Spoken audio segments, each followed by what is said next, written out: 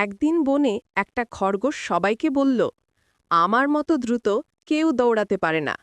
সব প্রাণীরা হাসল, কিন্তু কচ্ছপটা খরগোশকে বলল। চল খরগোশ, তুই আর আমি একটা দৌড় দিই। খরগোশ হাসতে হাসতে বলল, তুই দৌড় দিবি? হা হা হা। দৌড় শুরু হলো। সব প্রাণী জোরে জোরে চিৎকার করল, শুরু। খরগোশ লাফাতে লাফাতে অনেক দূরে গিয়ে গেল। কচ্ছপ ধীরে ধীরে হাঁটছে, কিন্তু থামছে না। খরগোশ ক্লান্ত হয়ে একটা গাছের নিচে ঘুমিয়ে পড়ল।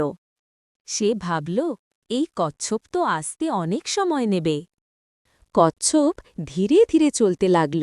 সূর্য উঠল, আবার নামল। শেষে কচ্ছপ গন্তব্যের খুব কাছে পৌঁছে গেল। তখন খরগোশ ঘুম ভেঙে উঠে দৌড়াতে শুরু করল। কিন্তু ততক্ষণে কচ্ছপ গন্তব্যে পৌঁছে গেছে। সব প্রাণীরা আনন্দে চিৎকার করে উঠল। জয় হোক ধৈর্যের।